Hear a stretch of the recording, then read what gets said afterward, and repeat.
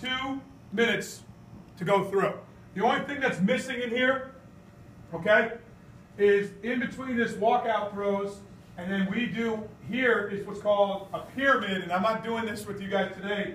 I'll talk about it. It's our pyramid long toss program. So we would go 2 minutes, 2 minutes, 2 minutes, 2 minutes, 2 minutes, pyramid of the day, and 2 minutes. Okay, that's how that works. Let me talk about this right now. The pyramid long toss, for us, depending on the day of the week or where we are throwing, I told you we throw every day, it starts at 8, it goes to 10 the next day, so Monday's 8, 10 minutes on Tuesday, Wednesday's 12 minutes, Thursday is 10 minutes, Friday is 8 minutes of long toss. Long toss to us is throwing it as long as you can, as hard as you can, with proper arm circles, and the ball never gets above 30 feet. So we're talking 10 feet here, 20, maybe 30 at the tops. I do not like long toss where the kids hump it up and try to throw it out of the park, and it's going up over the light towers and back down. The reason I don't like that is because all these things we're talking about are getting us into that good U position. I never throw the baseball where I'm going like this. So we want long toss to be 25, 30 feet at the max part. If your partner is weaker, then they should one hop you or two hop you on that play. You don't have to have somebody the same arm strength. Just one hop you, two hop you, and keep on going. Okay? And back them up. So it would be 8 minutes, because the walkout throws will get you to your long toss distance. Then the clock starts, is how that works. Okay? So wrist drill. What this is, it's the first thing we start with. We basically want to have a four-seam grip. We want to have our kids understand their wrist. The ball is laid back in their wrist as much as possible, and they're just moving the wrist. I haven't put their elbow in the glove, and it's better for the little kids, because if I bend my elbow and take it away from this letter L I'm drawing, I could throw this thing 30, 40 feet. If I'm just using my wrists, I probably could get it to maybe like you guys right there in the front row. And I'm just putting backspin on the baseball, okay? A lot of kids, why we do this, is we train them to get this wrist way back. You're going to see in the next drill going to you, when you take the baseball out of your glove, I told you 3 miles an hour on pitchers. So many guys take the ball out of their glove, and the ball gets here. I'm throwing that way, and the ball is facing that way. So when I go to turn, okay, from the U position, I do what's called the tuck, turn, throw. I go tuck, I turn my foot, and in slow motion I come through, I'm right there. Okay, so that's my baseball. The 3 miles an hour comes because I go there. When the baseball comes out of your glove, it needs to always be facing backwards. This is the biggest mistake I see with kids we get right here. Okay, guys? I can talk about backside and all the finish and all that stuff. This is it. Okay? So now, when I go to tuck, turn, throw, I'm here, and whack, I get that little bit. It's just like taking a towel and snap. It's like hitting a drive in golf. Whack. It's like hitting a baseball. We talked about top hand extension. Whack. Those are baseball moves that make you become a college player.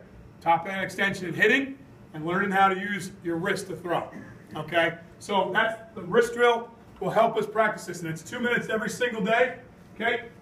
There it is. Lay it back in your wrist, increase range of motion. Only movement is the wrist, and get a grip. I got two guys. This is how you would see throwing progression. 2 minutes of just doing that. Right there. That's all it is. It's 2 minutes. You can see they got it up above their head. They want their elbow above their chin, and they're just going. Okay? Now, getting into the U position. So we have 2 minutes of rest. Then we go into U position. We want to be athletic stance. Okay? We're in the same stance that we'd be stealing a base. The same hitting stance we like. The same bunting stance. Heck, the same fielding stance. My lower body is an athletic. My foot is slightly open in the front. I talked about that to you guys about hitting. That's why we finish up, and the guy that stands on the plate is because he steps over because he's on a closed stance and his momentum takes him that way. Same thing with pitching. Or throwing the baseball. I don't like our guys to land closed because we want them going that way. They start throwing across their body, and this momentum takes them that way. We always have our kids land slightly open so they can get all their lower body and hips going through and they're more balanced. Well, same thing with throwing a baseball. We want to be slightly open. Okay? So we do that in this U position. Okay? Throwing arms above the shoulder and the ball is facing away. Okay? We want to, I call it the U because it used to look like a U here. But you turn your glove down just like a rifle sight, right on down my elbow. I'm sighting it up right there. All right? we check the baseball to make sure it's facing away. Then we go to throw. So we check the ball, tuck, turn, throw, and rotate that back foot so we get our shoelaces, turn it over. Okay? Now the one thing about this trick, if you watch Maine baseball, college baseball program, we want to think that we're a decent program. This drill every day, if you come, you'll see our guys do this, and you'll look at our whole team, and they're doing this every day. They're watching, they're looking at baseball. I go ballistic if I don't see them turn their head back and check the baseball. That's how important it is to me. All right? So they're just like, appease the coach because we don't want to go have them go nuts. We'll just look at the baseball, guys. You'll see the seniors like, first day, that's what you're doing. You know? And so here is basically 2 videos of these guys. These are 2 outfits. You can see they're just doing that right there. Okay? Here's another view of another outfielder. That's all he's doing. So we went from 2 minutes of wrist drill to 2 minutes of U position. Okay? Hope he's a first baseman now. I think I might have said catch like a first base. Okay? So, all right. So now we jump into arm circles. Now this is the next one. We used to call this position to pray, and it looks like you're praying, but basically you start with your hands underneath the chin. That's where we're going to see the baseball. It's going to be right around our chest. So we want to start our hands right here in this one. All right, now, we separate our hands where we need to cut the circle, where we think we want to be. This is this position-specific part of the game. If I'm going to draw this big circle, okay, again, I do this a lot with you guys if you heard me. Here's a circle, okay? Remember that circle I just drew. When I go to the U position, okay, I got to take the ball out of my glove and get to the U position. This is where we create the most velocity. Okay, because of course we're going the full arm motion. This is the other way to get to 3 miles an hour on those pitchers, by the way, is that your pitchers rarely take the ball on a full good arm swing. They'll cut it a little bit, okay? So we'll look at the wrist and their arm swing, and that's where I'm going to gain that miles per hour. Our outfielders need the most on the ball. We need them to throw the most distance. So we will sacrifice some time for them to get the best velocity. So when we start talking about positions, we want our outfielders and pitchers to take the ball to that bottom of that circle and then get it up to the U. Okay? Now, the infielders got to get rid of the ball a little bit quicker. So let's say we field a ground ball. We want to cut that same circle in half and get to the U. The catchers have the quickest.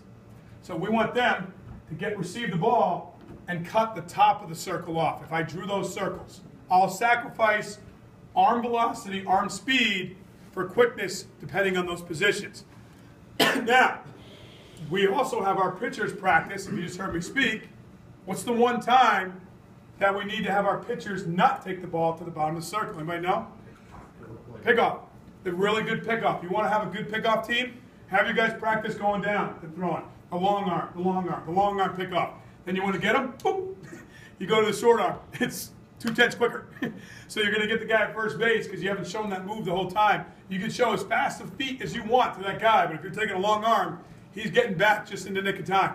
As soon as you go to short arm. So we have our pitchers practice their jump turns with cutting the circle, the top of the circle off. Okay? All right, so let's just take a look at arm circles here. Oh, one other thing too about this, guys, to practice this. This is where I'm going to gain my most velocity on these arm circles. We know about planes, you know, from geometry, sagittal planes, all those things. The ball has to stay on this side. Everything has to stay on this side of my body. If I go behind here, that's when you start taking your arm, the circle I'm drawing, starts to go like this. If it was a helicopter blade, it would fall off the helicopter because it would break. All right, well, the way you do that, if you want to start talking technique with your kids and watching them, you always have to keep your elbow has to be closer to your hip than your wrist does, okay, on that arm swing. So again, my elbow, when it comes out of my glove, my elbow is always closer to my hip than my wrist is. If my wrist is closer, if it's even, or if my wrist is closer, that's when the ball, you guys like to call, you hook the baseball, but you go behind your back, okay? So that's another way of thinking, elbow closer to your hip than your wrist, okay? This is basically what I talked about real quick. Here's 2 outfielders just working on arm circles. They're going to the bottom of the circle. They're going down. Here's the kid. He's just taking it down and go. Okay? So that would be the other 2 minutes. We went wrist drill 2. We went U 2. We went arm circles for 2. Okay? Here's arm circles again. This kid, he's not stopping now. Remember before, he had the baseball up on top and he was checking it. Now these two are swinging it, working like a first baseman, okay? All right, crow hop for the outfielder is one of the hardest things that people teach. Everybody thinks that the crow hop, we're going to get some outfield drills here. They hop, right? The kids, you try to teach them a crow hop and they hop. Well, when they start hopping, what are they doing? They're long tossing up in the sky. So basically, the crow hop is if we want to have our guys, we walk out to the crow hop, we always want to catch the ball with our glove foot forward. And an easy way to teach this is you catch it with a glove foot forward, we walk through it, we step like we're stepping in the rubber of a pitching mound, and we go up into a crane like we're a pitcher. That's your crow hop. That's it. So it'll come out. We're going to practice it. Again, no stage. You can't see a lot. It would be here, here, up, and throw as I went through. Okay, again, catch, step in the rubber, go to a crane, go to the U, and tuck, turn, throw, and go. So we'll have our guys step, step, throw. Because if we sped that up, now it's step, hop into that rubber, and go. That's the crow hop. The mistakes you get in crow hop is a kid that goes and hops, or what I think even worse is a kid that steps behind, right? Because now he's going this way, he's showing his numbers. So believe it or not, I almost changed this, but then I did. I videoed a ton of major leaguers and stole them offline of outfielders that throw, the guys that have hoses. Do you know that about 50% of them step behind? Okay? But what they're doing, they step behind and they still can keep themselves so square, but they're getting their lower body. It's almost like the theory of this, like loading up your lower body. And then I start doing that with our college kids, and I start doing a camp, and they go right around. So I was like, I'm not teaching that. So don't be fooled if you watch a major leaguer. A lot of them don't step where they crow hop in front. They'll step a little bit behind, but they'll keep their upper body so square they get away with it.